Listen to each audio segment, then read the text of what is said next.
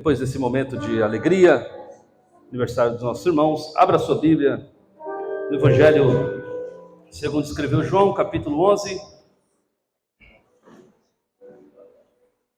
Não, vamos começar em Lucas. Lucas, capítulo de número 10. Amém?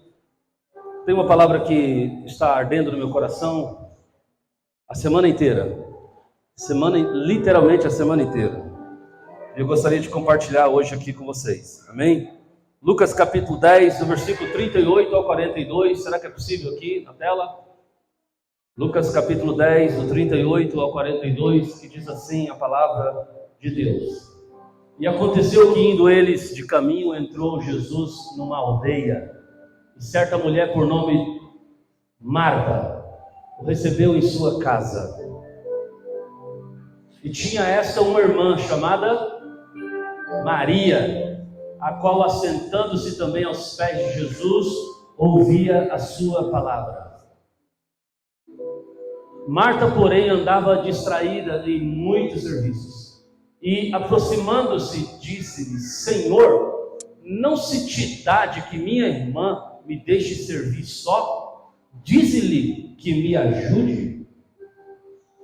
Respondendo Jesus, disse-lhe: Marta, Marta, estás ansiosa e preocupada com muitas coisas, mas uma só é necessária. Diga comigo, uma só é necessária. Ok. Agora vamos lá para João capítulo 12, versículo de 1 a 3. João capítulo 12, João 12, de 1 a 3. Foi, pois, Jesus 6 dias antes da Páscoa a Betânia, onde estava Lázaro, o que falecera e a quem ressuscitara dentre os mortos. Fizeram-lhe, pois, ali uma ceia, e Marta servia. E Lázaro era um dos que estavam assentados à mesa com ele. Versículo 3, último. Então Maria, tomando um arratel de unguento de nardo puro, de muito preço, cerca de 300 denários, 300 dias de trabalho, ungiu os pés de Jesus e enxugou-lhe os pés com seus cabelos. Encheu-se a casa do cheiro do unguento. Então, um dos seus discípulos, Judas, tudo bem, isso aí não me interessa. Vamos falar do Judas. João capítulo 11. João capítulo 11. Em João capítulo 11, versículo 1. Estava, porém, enfermo um certo Lázaro. Carlota, arruma minha água lá. Estava, porém, enfermo um certo Lázaro de Betânia. Lázaro de Betânia. Eu estou lendo os 3 textos para conectar vocês ao mesmo assunto. Estava, porém, enfermo um certo Lázaro de Betânia, aldeia de Maria e sua irmã Marta. Era uma família. Lázaro, Maria, Marta. E Maria era aquela, aí conecta com o texto anterior, era aquela que tinha ungido o Senhor com unguento e que lhe tinha enxugado os pés com os seus cabelos, cujo irmão Lázaro estava enfermo. Mandaram-lhe, pois, suas irmãs dizer: Senhor, eis que está enfermo aquele a quem tu amas. Não pediu para ir curá-lo, era amigo. Olha, seu amigo está enfermo. E Jesus, ouvindo isso, disse: esta enfermidade não é para a morte, mas para a glória de Deus, para que o Filho de Deus seja glorificado por ela. Ora, Jesus amava a Marta e a sua irmã e a Lázaro. Quando ouviu, pois, que estava enfermo, ficou ainda 2 dias no lugar em que estava. Amém. Bom, você já conhece o restante do texto. Jesus vai lá, Lázaro já tinha morrido, fazia 4 dias, cheirava mal, tinha sido enterrado, e Jesus faz então o grande milagre da ressurreição de Lázaro. Vocês conhecem muito bem a história da qual nós nos referimos. Eu li os 3 textos para conectar algo que eu julgo que seja bastante importante. Eu quero falar sobre isso. Eu quero muita atenção de vocês. Vocês são sempre tão atenciosos. que é quase desnecessário pedir isso. Mas eu queria muito que a nossa igreja fosse um pouquinho de Betânia. O que eu quero ministrar hoje aqui é sobre uma casa que atrai a presença de Jesus. Uma casa que atrai a presença de Jesus. Bom, eu prego bastante sobre o Antigo Testamento nessa casa. E eu falo muito sobre o Éden. Você já deve ter ouvido eu falar algumas dúzias de vezes sobre o Éden. Mas preciso voltar lá no Éden para dizer algumas coisas. Jesus precisava de um lugar como Betânia de vez em quando. Jesus tinha muitas atividades. Mas Jesus, lembre, ele era homem e ele precisava de uma Betânia. O protótipo do lugar perfeito na Bíblia é o Éden. O protótipo de lugar perfeito na Bíblia é o Éden. Por quê? Porque o Éden é um lugar que não tem pecado. O Éden é um lugar onde tem pessoas que amam a presença de Deus. O Éden é um lugar onde Deus visita todo dia, toda tarde, na viração do dia. Esse é o Éden. A palavra Éden, no hebraico, tem alguns significados. Entre eles estão estes: local, presença, porta aberta, deleite. São significados hebraicos do nome Éden. Éden, portanto, é o lugar da presença, do deleite de Deus. Esse é o Éden. Deus tinha prazer de passar no Éden. Agora veja, quando Deus passava no Éden, ele não passava no Éden e um casal atarefado, um casal agoniado, estava esperando Deus chegar para solucionar um problema. Sei lá, o irmão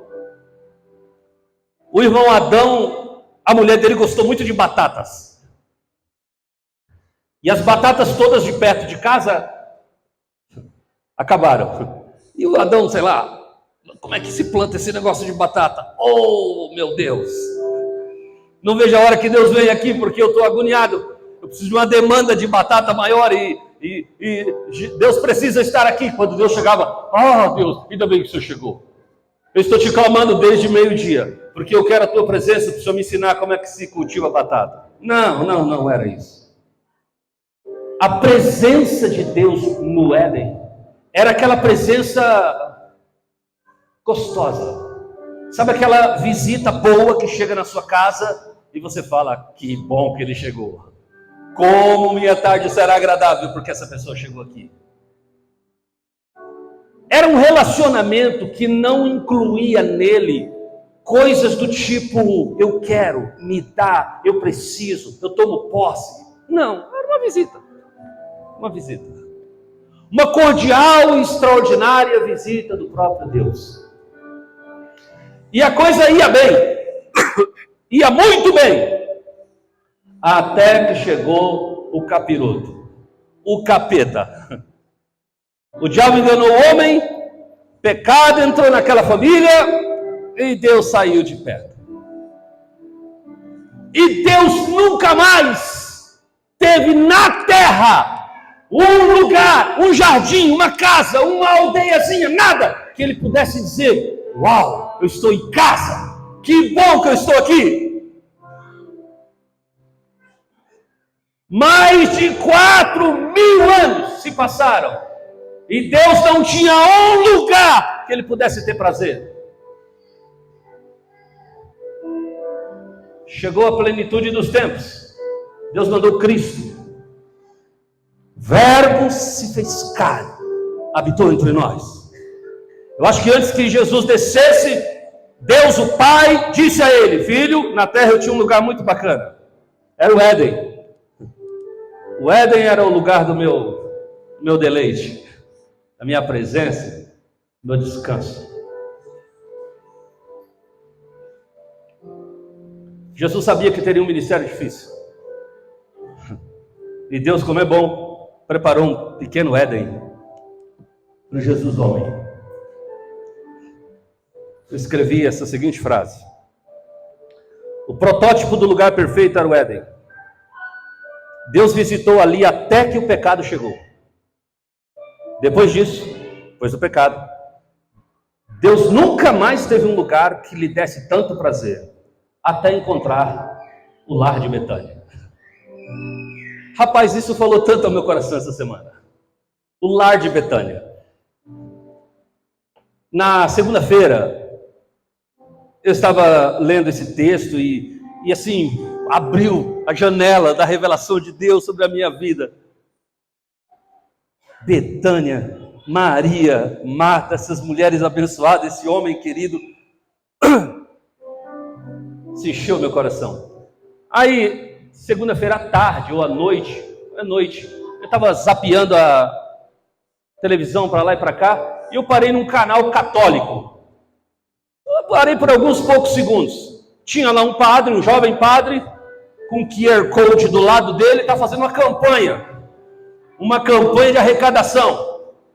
Eu não parei para cooperar com ele, que me desculpe o padre, não parei para ouvir muito, mas eu ouvi o interessante. Ele falou: precisamos de recursos para sustentar o lar de Betânia.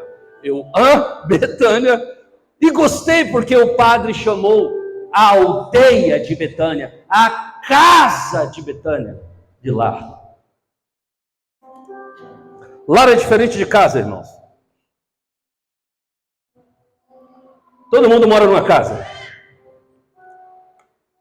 Mas Betânia não era só uma casa, Betânia era um lar. A palavra lar deriva da palavra lareira. Nós moramos num país tropical, abençoado por Deus e rico por natureza. Que beleza! Como diria o poeta. Mas, meu Deus, já comecei as músicas do mundo. Eu tinha mais duas aqui, nem vou cantar agora. Mas veja, eu tive a oportunidade de viajar algumas vezes para os Estados Unidos, e numa dessas vezes que a gente ficou mais tempo, ficamos na casa da irmã da Yara, e lá a gente pegou temperaturas baixíssimas. Era mês de dezembro, janeiro, novembro, dezembro e janeiro. E assim, a gente chegou a pegar 25 graus abaixo de zero. 25 graus abaixo de zero. Não dava para sair na rua com esse sapato normal. Tinha que ser sapatos térmicos, meias especiais, blusas especiais. Não dava para passar um creminho para não queimar. Você passava uma pasta. Cadê Yara? Ah, tá lá. Uma pasta assim que você saía todo besuntado. Para que tudo isso? Saia diferente disso para você ver se você não volta todo queimado. Gelo. E em toda casa, obviamente, hoje com a tecnologia nova, todas as casas têm aquecimento na casa inteira, em todos os cômodos, mas antigamente não tinha nada disso. Então, nos lugares muito frios, tinha dentro da sala, como tem em toda casa americana, ainda que eles não precisem usar, tem uma lareira. Uma lareira. E as famílias chegavam, naquele frio, ninguém ia para os seus quartos, para os outros compartimentos. Eles meio que, por causa do frio, eles iam se aninhando, iam se acomodando próximo da lareira. E aí, puxavam uma almofada, um travesseiro, cobertor, e ficava ali, e às vezes dormia ali mesmo, sob o tapete. O tapete não é tão agradável quanto o colchão. Mas onde só o colchão está frio, então eu prefiro ficar aqui na lareira. A palavra lar vem de lareira, lugar onde famílias ficam unidas, onde um sente o cheiro do outro, onde um conversa com o outro, onde sabe, onde aperta o calo do outro. Sabe essas coisas? Tem muita gente que mora numa casa, mas já não mora há muito tempo em um lar. Ninguém sabe quanto o outro ganha, ninguém sabe onde o outro gasta, ninguém sabe quem o outro ajuda. Ninguém sabe aonde dói no outro, porque a gente só mora numa casa. Esses dias eu fui visitar uma casa, parei o carro, Chamo ou não chamo, chamo ou não chamo. Eu tinha pouco tempo e eu sei que aquela casa demora. Quando eu vou lá, demora. E aí, de onde eu estava, eles não estavam me vendo. Estavam todos lá dentro. 2 assentados no sofá e um perto da porta, que estava calor. Os de sentados no sofá, cada um com o celular, e o que estava na porta também com o celular. Eu parei, fiquei no portão e não me viu. Não me viu. E aí a gente fica imaginando quantas horas por dia a gente passa assim em casa. Portanto, muitos dos nossos lares não tem sido lar, tem sido casa. O Espírito de Deus está nos chamando para perto da lareira. Amém? Tem um meme aí que rola, que diz assim, nossa, acabou a energia em casa e eu descobri que tem um irmão, e ele mora aqui. Acabou a internet em casa e eu descobri que eu tenho um pai, que eu tenho uma mãe, e mora aqui comigo.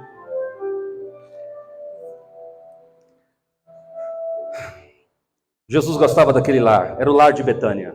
Concordo lá com o padre, ou seja, lá quem inventou o nome para aquela entidade. Lar de Betânia.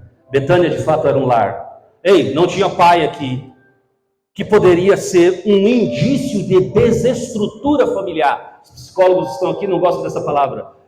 Não pode falar um lar desestruturado. Tem que falar um lar de múltiplas estruturas. Era um lugar totalmente de múltiplas estruturas. Poderia dar ruim logo de cara. Não tem um pai na casa. Não tem uma mãe na casa. Tem 3 irmãos. 3 irmãos morando numa mesma casa. Qual a chance de você com seus 2 irmãos morarem numa mesma casa e não sair uma guerra por dia? Qual a chance? Então Jesus precisava de um lugar como esse. Jesus curava multidões, confrontava fariseus, Jesus carregava o peso do mundo nas suas costas, mas Jesus também precisava descansar. E quando ele queria recarregar as suas energias, suas baterias, entrar em homeostase, em tranquilidade, ficar no modo zen. Quando Jesus queria paz, Jesus não ia para o palácio, Jesus não buscava o templo, Jesus ia para Betânia. Amém? Quantos aqui gostariam, só uma pergunta retórica, quantos aqui gostariam de criar um ambiente da qual Deus tivesse prazer de estar com você? E vamos lá, é coisa boa ter Jesus na nossa casa. Coisas extraordinárias podem acontecer só pelo fato de Jesus estar na nossa casa. Amém, amados? Oh, aleluia. Ele ia para Betânia, porque o descanso de Jesus. O que tinha Betânia, pastor? Eu estudei sobre Betânia, pesquisei dicionários sobre Betânia. O que tinha de Betânia especial? Tinha uma vista absurda? Não, era um lugar até de vale. Os arredores, antes de começar a descida para Hebrom, tinha mato, tinha árvore como qualquer lugar. Mas Jesus não estava ali por causa do lugar.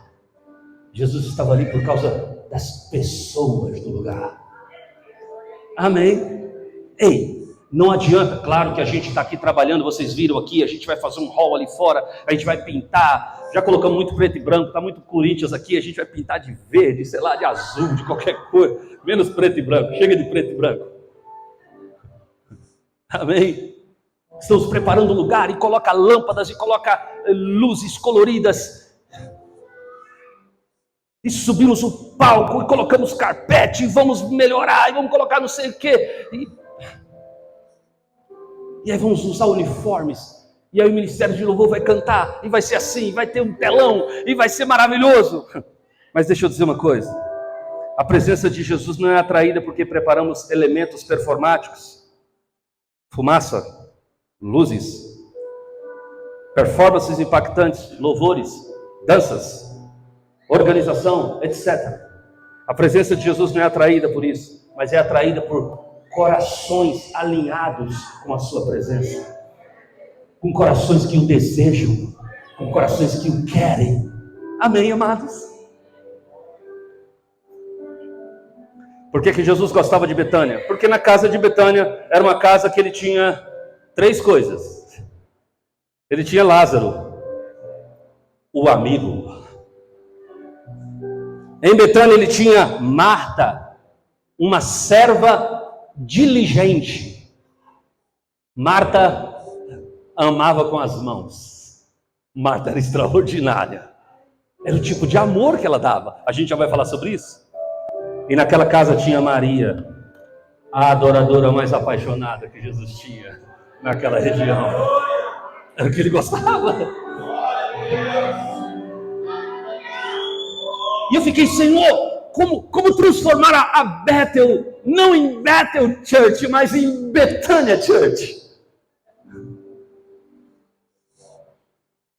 Como transformar, como criar um ambiente? Deus disse assim, não se preocupe em criar um ambiente no lugar, na igreja, na Bethel. Construa um ambiente com esses 3 elementos em você. Uau, como assim, Senhor? Sim. Nas nossas atitudes precisa ter um pouquinho de Lázaro, tem que ter um pouquinho de Marta, tem um pouquinho de Maria. É um amigo com mãos de Marta e coração de Maria. É isso que Jesus está procurando. Jesus está procurando amizades que têm as mãos de Marta e o coração de Maria. Está preparado para isso aqui hoje? Acabou os sorrisos, agora vem o pesado. O que é uma amizade de Lázaro? A Bíblia diz claramente, eu li o texto com vocês em João capítulo 11, versículo 5. A Bíblia diz claramente, Jesus amava Marta, Maria e Lázaro. Quem estudou teologia comigo já ouviu essa frase 1 milhão de vezes. Na Bíblia não tem nada por acaso. Não tem ordem errada na Bíblia. Tudo tem um sentido. Jesus amava Márcio, Edenilson e Oséias. Se está escrito isso na Bíblia, pode ter certeza que o amor de Jesus pelo Márcio é maior do que o do Edenilson, que por sua vez é maior do que o amor que tem por mim. Marta, Maria, Lázaro. Não gosto de Marta, pastor. Talvez hoje você goste. Primeiro vamos falar de Lázaro. Lázaro tinha um relacionamento com Jesus, não porque Jesus fez um milagre. O relacionamento de Lázaro com Jesus era um relacionamento antes do milagre. Portanto, o relacionamento que Lázaro tinha por Jesus não era um pagamento por uma ação de Deus por ele. Era algo que já tinha no coração dele, mesmo por alguém que ainda não tinha feito nada por ele. Isso é amizade. É fácil você ser meu amigo. O dia que eu descubro que você está mal, eu vou lá, ouço você, te faço um pix de 5 mil reais e digo, cara, não precisa me pagar. Não precisa me agradecer. É só isso. A partir de então, Jailton será o meu melhor amigo. O cara deu 5 mil reais para mim. Esse não é Lázaro. Amigo de Jesus. Amigo é superior a apóstolo. Que isso, pastor? Sim. E eu provo para você na Bíblia. Os apóstolos estão servindo Jesus. Jesus está tão animado com o serviço dos apóstolos, que aí um dia ele chega para os apóstolos e diz, olha, a partir de agora, eu não chamarei vocês mais de apóstolos. Eu chamarei vocês de amigo. Jesus não está diminuindo a importância desses caras ao chamá-los de amigo. Jesus está aumentando. Servir a Jesus é muito importante. Mas ser amigo dele é outro patamar. Amigo. Amizade despretensiosa. Amizade de Daniel com Deus. Manja aquela amizade? Deus pediu para Daniel não comer os manjares. Deus não falou nada sobre os manjares. Deus falou alguma coisa mal sobre o vinho de Nabucodonosor? Não. Deus sabia que o vinho de Nabucodonosor era ótimo, de melhor qualidade. Mas Daniel propôs no seu coração, a fim de agradar a Deus, não comer mais aquela comida. Por quê? Porque isso me faz mal? Não, porque eu quero agradá-lo. Quantos de nós servimos a Deus e nos doamos para Deus só nos momentos mais cruciais, nos momentos que eu chamo de emergenciais? Sabe aquele dia que não vai conseguir pagar o cheque, não vai conseguir pagar o cartão, não vai conseguir resolver aquele problema, e aí você precisa da intervenção de Deus. É nesse dia que você acorda na noite anterior de madrugada, você coloca o seu joelho no chão, você clama ao Senhor, você clama a face dele, você busca ele, até que ele te responda. Pergunta é, tu faria isso se não tivesse o cartão de 5 mil para pagar no dia seguinte? Isso determina se você é amigo de Deus ou se você precisa de Deus. Deus está nos chamando para viver um outro nível, queridos. Não um nível de trabalho. Quantas vezes, trabalhadores de Deus, eu falo por mim, quantas vezes eu já fui pregador itinerante, irmãos, eu pregava segunda, terça, quarta, quinta, sexta, sábado, domingo de manhã e domingo à noite, eu pregava o tempo todo, eu estava envolvido com o reino de Deus o tempo todo, mas quantas vezes eu, a semana inteira pregando para as pessoas, pregando em diferentes igrejas, pouca gente, médio gente, muita gente, e quantas semanas se passavam sem que eu tivesse um único contato com Deus. Eu tinha contato com a obra de Deus, o serviço de Deus, mas eu não tinha um contato com Deus. Eu não o percebia, eu não ouvia mais a sua voz, mas eu estava freneticamente trabalhando para Ele. Nessa manhã Deus está querendo de você mais do que o seu serviço. Não que Ele não goste do teu serviço, Ele gosta.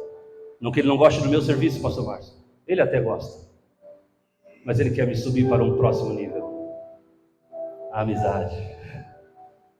Amém? Amigos de Deus.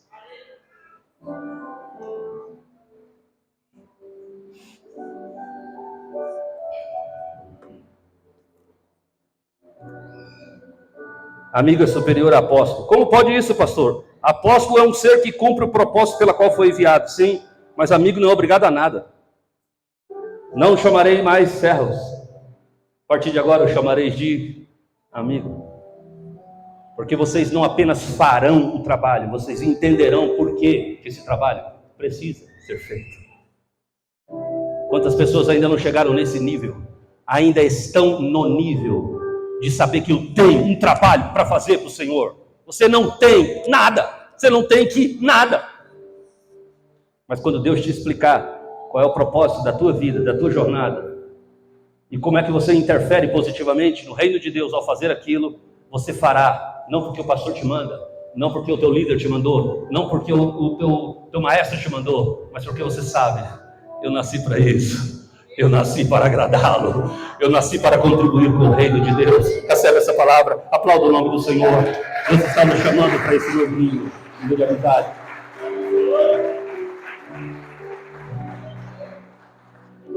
Não sei se é um louvor que diz assim: a amizade nem me... Não. Não toca, não.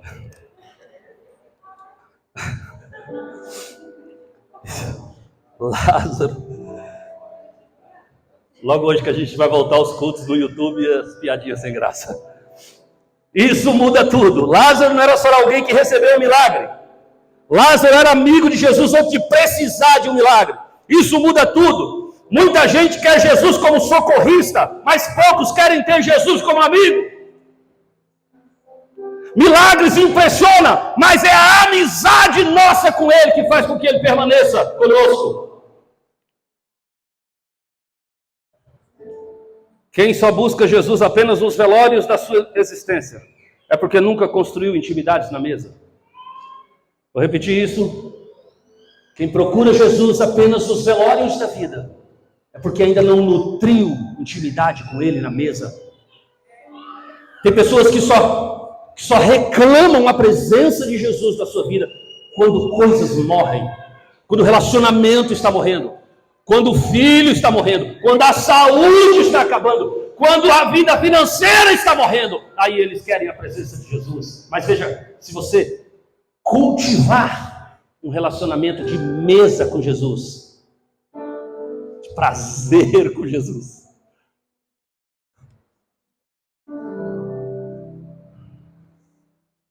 Na hora do velório ele vai chegar lá. Na hora do velório ele vai chegar para fazer.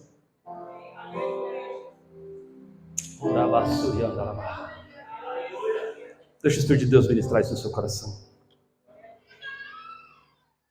O desafio que eu quero propor para vocês aqui no tópico de Lázaro é o seguinte: você quer usar Jesus ou andar com Jesus? Teu prazer é que Jesus faça algo por você, ou teu prazer é que Jesus ande com você? Ai, pastor, eu até tenho prazer que ele ande comigo, mas agora, no atual conjuntura, eu estou precisando de tanto, que vai ser inevitável, que quando ele começar a andar comigo, eu faço: Senhor, resolve isso, Senhor, resolve aquilo, resolve aquilo, resolve aquilo, resolve aquilo. Que tal se a nossa amizade com Jesus começar a ser uma amizade do nível da amizade de Lázaro? Jesus gostava da casa de Lázaro por causa disso, irmão. Muitos de nós dobramos o nosso joelho em casa. E quando nós dobramos o nosso joelho em casa, Deus está fazendo alguma coisa e Deus diz: peraí. A Dani dobrou o joelho. Oh, que legal. Minha filha dobrou o joelho. E aí Jesus está atento ao que ela fala. E ela começa: ó Pai Santo Poderoso. Ele fica todo feliz. Ele fica todo feliz. Mas como ele conhece a Dani, ele diz: quer ver? Lá vem o golpe. Dani faz 2, 3 elogios para o Senhor e diz: Senhor, então, sabe? Aquela causa, sabe aquele problema? Só o Senhor pode fazer. Você diz: pensei que era só uma... Porque hoje, infelizmente, os amores são interesseiros. Quando há um gesto de amor, a outra pessoa não está acostumada a isso. Vou dar um exemplo aqui no teu relacionamento. A mulher chega em casa no sábado à tarde, você está sentado em casa de boa assistindo lá, sei lá, Rodrigo Faro. Nem sei se tem Rodrigo Faro mais na televisão. Você está lá assistindo qualquer coisa, futebol, assistindo qualquer coisa. Aí a mulher chega assim, alisa seu ombro assim por trás e fala: amor. Você fala: caramba, não vou assistir o jogo. Meu amorzinho querido. Tu fala: ixi, que foi? Ela disse assim: então, aquela tampa da máquina atrás está solta até hoje. Você disse que ia colocar e não colocou. Você não quer colocar? Aí você fala: amém. Aí você fala: logo vi. Amor querido. Amém, pastor Iado? Para não dizer que é o amor interesseiro só da mulher, aí quando chega de noite, você está lá se arrumando para ir dormir, o marido chega, dá um cheirinho no seu cangote: você é a mulher mais linda do mundo. Ela fala: aham. É golpe. Aquela demonstração de amor tem um nível de interesse que vai favorecê-lo grandemente. Você quer usar Jesus ou você quer andar com Jesus? A sua fé em Deus é relacional ou é emergencial? Tem gente que na bênção Deus nunca encontra ele. Não adianta. Talvez seja por isso que você vive em várias enrascadas. Porque é nesse momento que Deus ouve a sua voz. E Deus quase nunca te tira das enrascadas. Porque se Deus te der uma semana zen, tu lembra de tudo, menos dele. Tu se envolve com qualquer coisa, menos com ele. Quantos estão entendendo? Diga amém. Diga assim: eu quero ser amigo de Deus. Eu quero ter amizade com o Senhor. Você pode aplaudir o nome do Senhor. Casas que atraem Jesus são casas onde ele é tratado como amigo e não como um socorrista. Agora vamos falar de Marta. Eu amo Marta. Não fale de Marta, não fale mal de Marta perto de mim. Nem daquela Marta e nem dessa Marta. Que aliás está com cabelo chique, hein, minha Marta? Glória a Deus. As mãos de Marta. E eu escrevi nesse tópico o seguinte, irmã Lídia: serviço que honra a presença de Deus. Marta servia, igreja. Marta servia muito. Servia de verdade. Marta não escondia também o que ela sentia. Ainda que o que ela sentia não fosse algo tão legal assim. Deus ama pessoas assim. Deus ama pessoas assim. Pessoas transparentes. Tem pessoas que se escondem numa capa para falar com Deus. E Deus sabe que Ele não é tudo isso. Sabe qual a melhor maneira de você orar ao Senhor? Preste atenção. Nu. Não fisicamente, tá? Não fisicamente. Pelo amor de Deus, nos poupe. Nu. Desnudar-se diante de Deus. Falar para Deus aquilo que você é, ainda que aquilo que você seja não seja aquilo que Deus quer que você seja. Mas é a tua verdade. Marta não chegou para o Senhor. Imagine, Marta preparou o almoço. Marta e Maria prepararam o almoço. Para quantos? Para 3. Marta, Maria e Lázaro.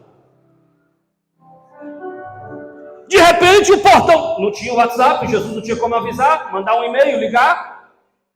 Daqui a pouco chega Jesus no portão da chácara. Jesus e mais 12. Os caras vêm de uma caminhada longa. Homens.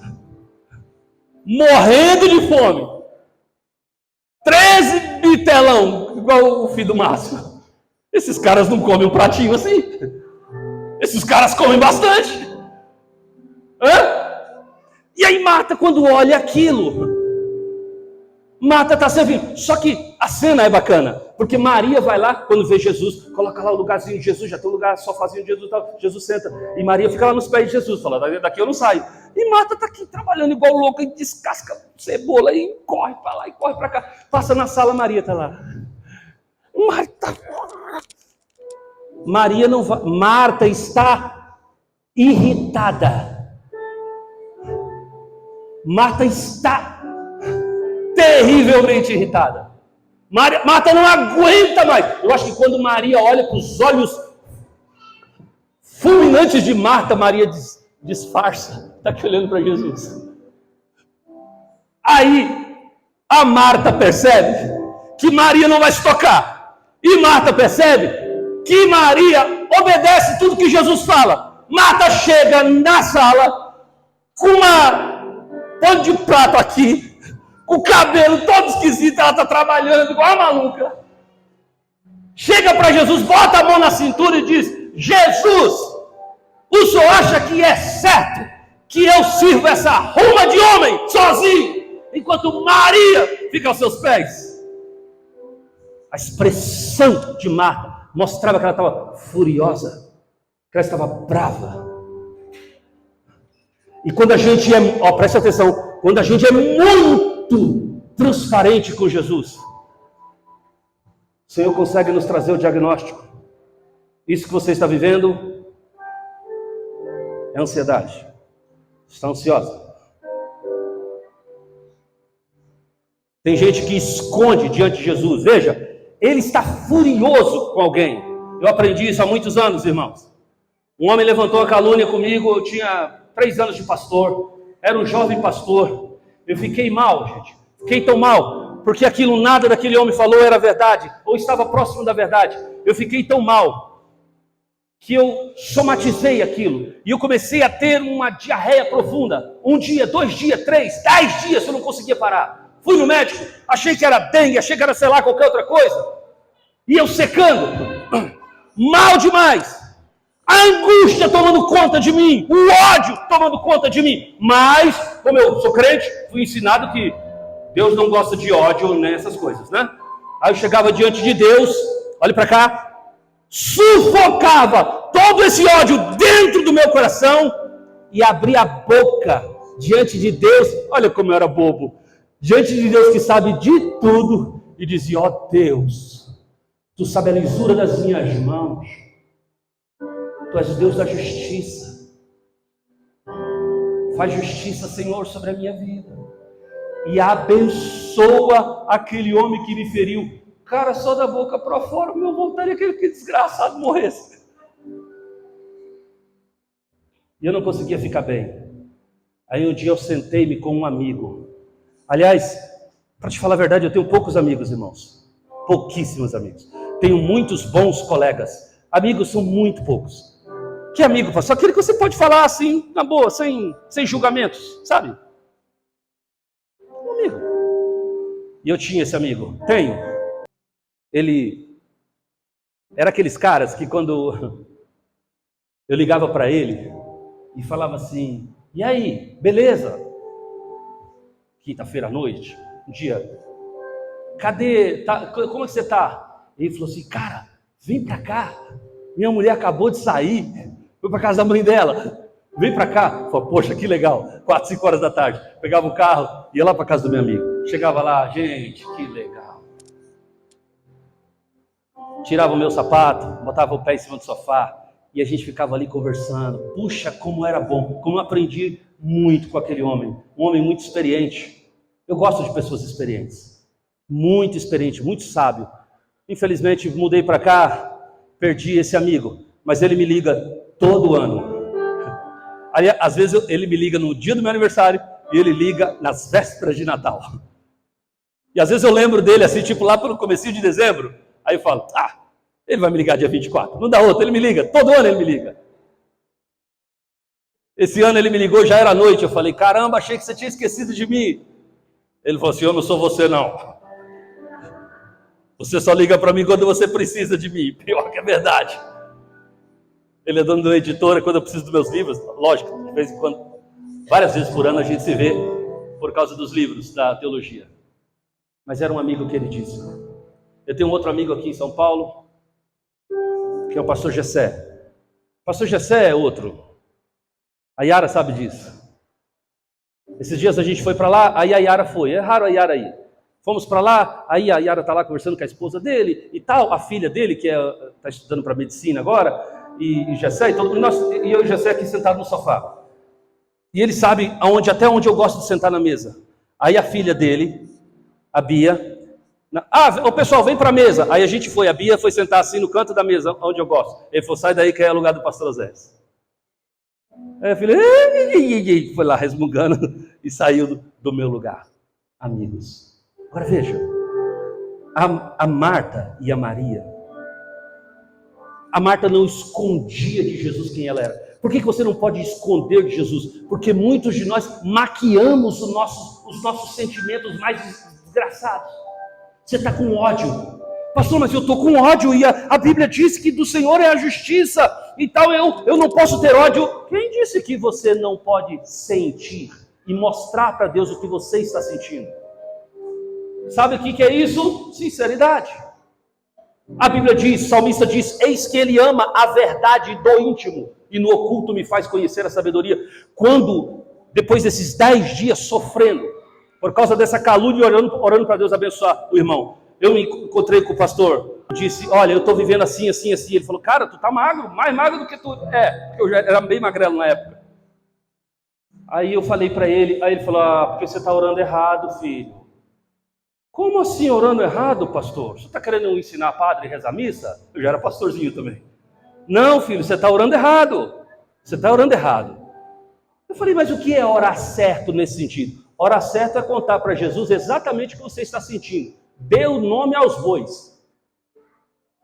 Está com ódio, diga para Jesus que o ódio é grande. Quer que essa pessoa seja atropelada por um caminhão? Esses pensamentos que rodeiam a sua cabeça, conta para Jesus. Fale tudo isso para Jesus. Eu falei assim, pastor, se eu falar uma oração dessa para Jesus, Jesus me fulmina nela. Ele falou, não, ele vai te curar. Eu saí da casa dele, eu morava em Salto, ele morava em Dayatuba, cidade tipo em Buitapecerica. Eu saí da casa dele, quando eu peguei a rodovia do Açúcar para ir para minha casa, eu parei o carro no acostamento. Eu falei, Senhor, está preparado porque eu vou falar agora. Esse teu filho nunca te falou o que vai te falar aqui agora. E eu fiz uma oração, não foi muito demorada não. Eu fiz uma oração de uns 20 minutos, esculhambando aquele pastor desgraçado que tinha me caluniado. Gente do céu, se tivesse um porão no inferno, era aquele lugarzinho reservado que eu queria que Jesus colocasse ele. Contei tudo para Jesus. Eu contei tudo para Jesus. Eu contei tudo para Jesus.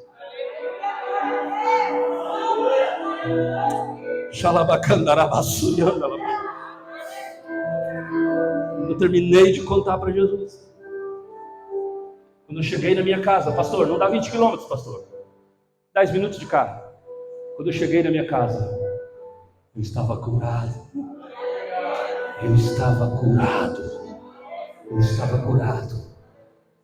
Diga para Deus, seja real com Deus. Não venha aqui na sala com ódio de Maria, dizendo, oh Jesus, por favor, com licença de entrar aqui nessa conversa, mas o senhor poderia pedir para minha irmãzinha linda, maravilhosa, cheirosa, me ajudar? Não era a verdade dela. Marta era doida? Era. Jesus sabia que Marta era doida? Sabia. Marta tentava esconder de Jesus o que ela era? Não tentava. Mas ninguém naquela casa tinha mãos que serviam ao ministério de Jesus, como aquela mulher. Continue servindo do jeito que você é. Continue fazendo e mostrando para Deus quem você é. Deus vai diagnosticar a sua vida e vai te dar boas dicas. A dica que Deus deu para Marta foi maravilhosa. É uma ideologia que eu levo para a vida. Ei, você está muito ansiosa. Quer saber de uma coisa? Leve para a vida esse conselho. Uma coisa de cada vez. Resolve um problema de cada vez. Uma coisa só é necessária. Todo mundo acha que a coisa necessária é ficar aos pés de Jesus. Não era isso que Jesus está dizendo. Jesus estava dizendo era, Marta, para não viver uma vida angustiada e de ansiedade, você precisa escolher matar um leão de cada vez. Uma guerra de cada vez. Um dia eu estava ministrando sobre batalha espiritual e tinha um irmão freneticamente fazendo anotações. Isso. E ele, glória, fala mais, Jesus. E anotava. Quando acabou, ele me fez, eu olhei para o caderninho dele umas 4, 5 vezes, aí ele falou, pastor, eu vi que você estava olhando para a minha anotação, né? Pastor, essas são as coisas que eu preciso atacar, que eu preciso mudar. Começa essa semana. Eu olhei de umas 20. Falei, calma, respira fundo. Pastor, mas o senhor não disse que... Respira fundo, escolha uma coisa. Trabalhe nesta coisa.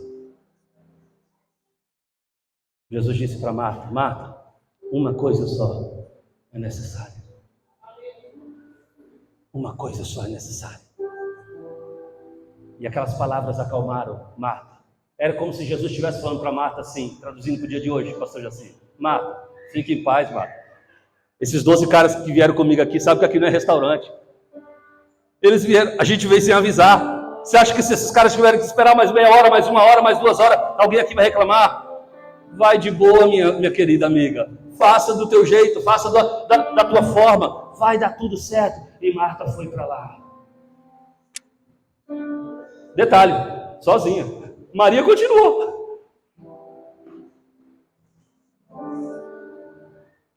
Vamos concluir. O problema de Marta nunca foi a transparência nem trabalhar demais. Sabe qual é o problema de Marta?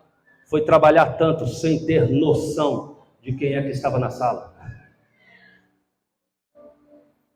Marta, o erro de Marta foi estar trabalhando tanto sem se dar conta de quem é que estava na sala. Jesus estava na sala. E quando você está fazendo uma coisa para Jesus, sabendo que Jesus está ali na sala, faça com tranquilidade, faça com alegria. Deus vai honrar a sua vida, Deus vai multiplicar, Deus vai fazer as coisas acontecerem. Os anjos do Senhor vão ajudar você. Recebe essa palavra em nome de Jesus. Você pode aplaudir no nome do Senhor.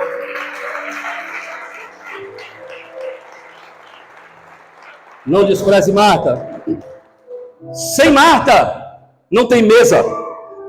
Sem mesa, não tem ambiente.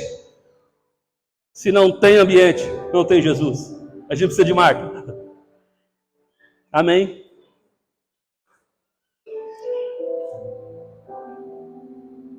Marta nos ensina que amor também se expressa com mãos ocupadas.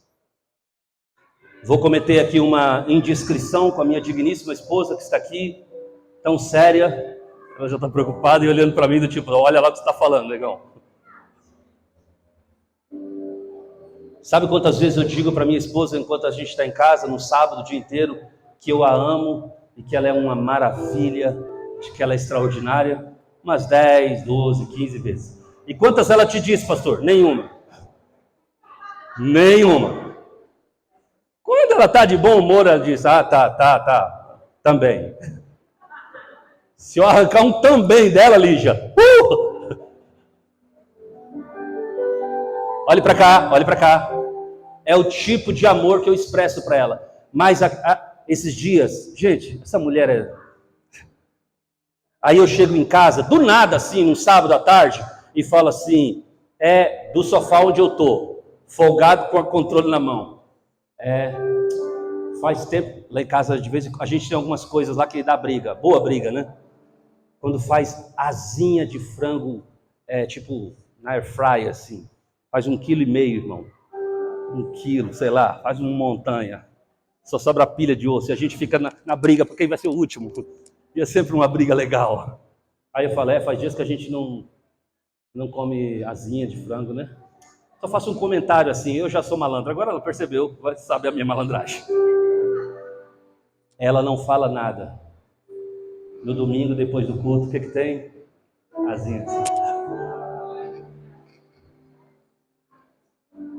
Amor também se expressa com mãos que trabalham. O que você está entendendo? Diga amém.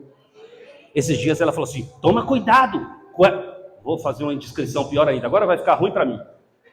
Toma cuidado, você todo estrambelhado no púlpito. E você levanta as mãos assim, fica mostrando toda a sua cueca. Você cuidado. Aí eu falei assim, pior que, olha o estado da minha cueca. E puxei assim, mostrei uma meia bagunçada. Ela, misericórdia. Naquela mesma semana, 2, 3 dias depois, chegou um pacote do Mercado Livre. Quando eu abri, tinha um monte de cueca nova. Aí eu virei para ela e falei, nossa, como você me ama. Ela falou assim, não, que você é um relaxado. Ela pensa que me engana, isso é amor. Amor também se expressa com as mãos, aplauda o nome do Senhor. O reino de Deus precisa de Martas. O reino de Deus precisa de Martas. Homens e mulheres que se esforçam e trabalham e fazem.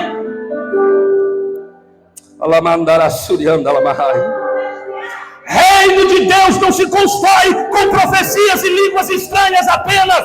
Reino de Deus se constrói com mesa, toalha e jarra. Aplauda o nome do Senhor. É nesse lugar que Deus gosta de estar. Deus gosta das línguas estranhas, gosta, mas Deus gosta de mesa, de jarra e de toalha.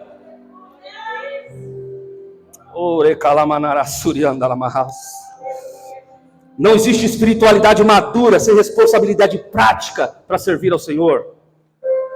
O serviço certo não substitui a presença, mas prepara a casa para ela. Amém? Talvez você não foi capaz de botar fogo nessa igreja, como Carlos no primeiro louvor aqui. Talvez você não teve essa possibilidade, mas se não fosse a mesa que você preparou ali para o café da manhã dessas pessoas que chegaram, aquele café gostoso que enquanto a gente comia, a gente conversava e falava da semana e matava a saudade dos irmãos. Relacionamento também se constrói na mesa. Maria. Ah, como eu amo Maria. Amamos Maria, sim? Amamos Maria. As duas, a mãe de Jesus e essa daqui. Maria senta aos pés de Jesus. Maria derrama perfume. Maria ignora o barulho, a crítica, os olhares desafiadores de Marta, a pressa. Maria desafia tudo. Ela escolheu a presença acima da performance. Maria escolheu a presença acima de qualquer coisa. Essa semana, enquanto eu meditava nessa palavra, Deus me fez voltar a um livro maravilhoso que eu li. Tão maravilhoso que eu pensei em emprestar esse livro para alguém. Olha que eu odeio emprestar livro, mas vou emprestar um livro para essa pessoa. Essa semana. Inclusive essa pessoa nem está aqui. Um livro chamado A Presença, de um autor chamado Bill Johnson. Podem comprar, de olho fechado. É o céu na terra.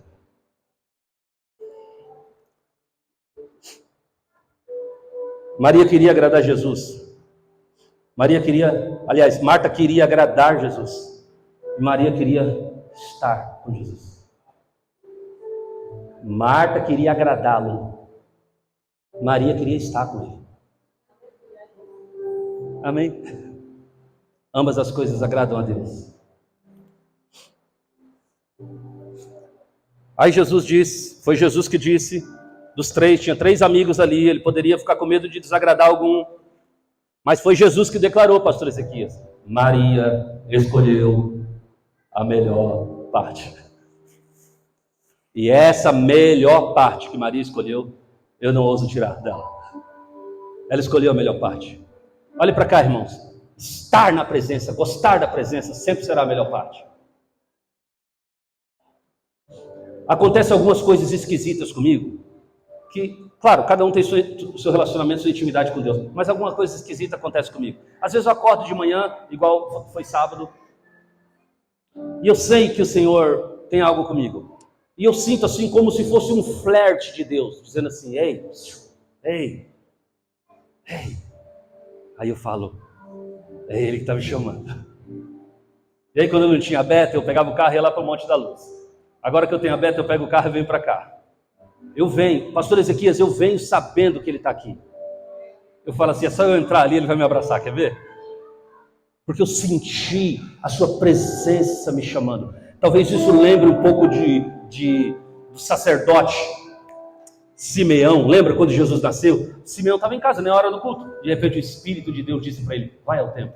E aí ele foi no templo. Quando ele chegou no templo, quem estava chegando lá de viagem? José, Maria e Jesus. Aí ele diz, Deus, os meus olhos viram a salvação de Deus. Aí eu entrei na igreja, parei o carro ali, já entrei rápido, como se tivesse alguém me esperando. E tinha. Quando eu entrei aqui, eu disse, pronto, estou aqui, Pai. Veio um banho da glória de Deus e eu não falei mais nenhuma palavra em língua portuguesa. E eu comecei a falar em mistério. Quando acontecia isso comigo, eu falava assim, poxa, Deus está me chamando para algo. E sempre quando a gente tem a presença de Deus, Deus ministra algo. Aí eu vinha com o tablet, eu vinha com uma caneta, um papel, Deus vai me dar alguma mensagem, algum insight espiritual para preparar uma mensagem para o culto de domingo. Só que eu parei de fazer isso. Eu não quero que o meu relacionamento com a presença dele seja algo do tipo, estou buscando algo, a minha semana está cheia, Deus você me dá uma palavra. Não. Eu quero estar por querer estar. Só pelo prazer de estar. Entende o que é isso? Entende o que é isso? O abraço despretensioso. O assistir o filme do lado despretensioso. Não, você até sabe que pode acontecer alguma coisa, mas não é isso que você quer. Você quer estar ali. Você quer estar do lado de quem você ama, de quem você gosta. A presença, você quer estar presente. Você quer olhar nos olhos. Você quer conhecê-lo mais. Maria escolheu a melhor parte. Por quê? Porque serviço sem presença cansa, irmão. Trabalho de Deus cansa. Sabe o que nos descansa? Presença. Quando eu estou muito cansado do trabalho do Senhor, aí Deus me flerta com esses momentos. Aí eu venho, pastor Marcos, sabe o que acontece? Eu descanso. Eu saio daqui leve, de que bênção, culto, vem logo. Religião sem adoração só endurece corações.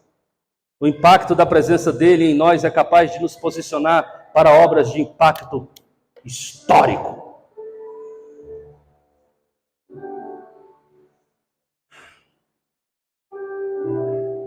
Jesus amava Lázaro, Maria, Marta, Maria e Lázaro. Escute. Maria estava na presença. Maria foi aquela que pegou o principal que ela tinha, um presente caríssimo, perfume caríssimo, 300 dias de trabalho, 300 denários, um denário era um dia de trabalho, milhares de reais, colocou nos pés de Jesus. Sempre terão Judas dizendo, que desperdício, dar tudo que se tem para Jesus nunca é desperdício, nunca será desperdício, nunca será desperdício. Aleluia. Quando Maria terminou de lavar os pés de Jesus, que pegou o cabelo da sua cabeça e começou a secá-lo, gente, foi algo tão poderoso que quando Maria terminou de fazer aquilo, olha as palavras de Jesus, preste atenção. Jesus olhou para Maria e disse, Maria, vou parafrasear Jesus, mas Jesus disse isso, Maria, enquanto o mundo for mundo, enquanto existir igreja na terra, enquanto o evangelho for pregado na terra, em todos os lugares, independente do lugar, nessa nação, em outras nações, em outros continentes, não importa, onde se pregar o evangelho, eles vão ter que lembrar do que você fez hoje. Essa tua atitude será histórica. Estou marcando a sua vida com algo histórico. O que eu fiz de especial? Amou a presença e quis estar na presença. Feche os seus olhos.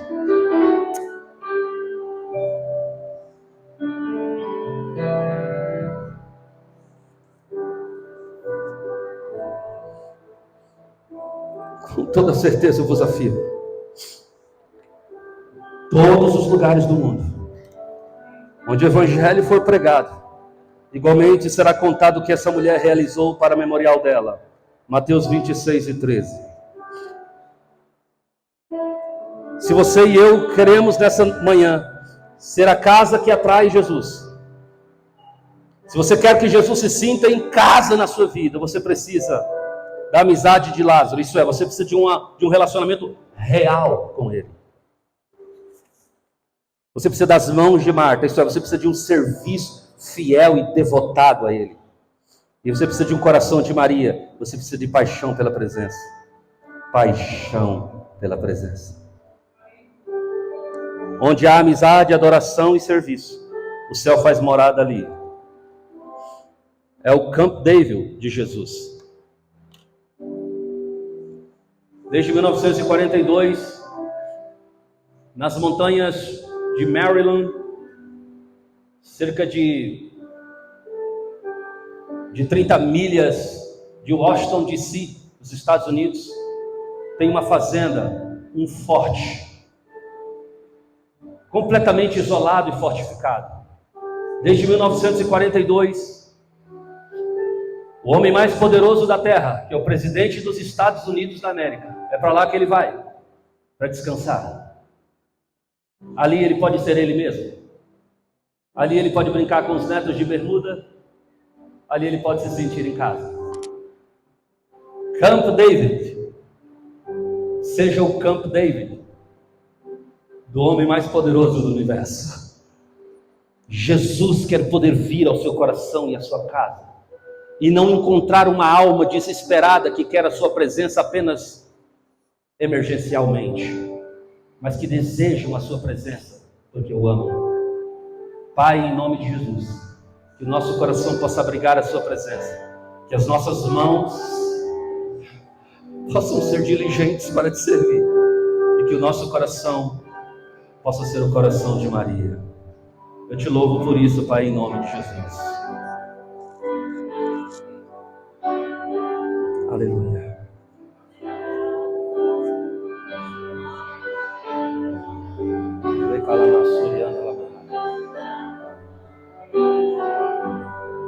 Te louvarei. Conhece? Cante. Não importa como está, adorarei.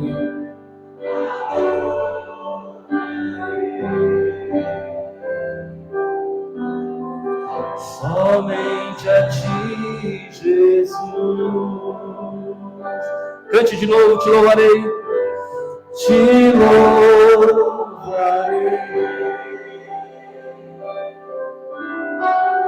não importam assim.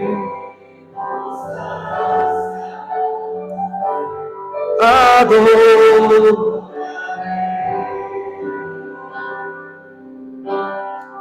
somente a ti, Jesus.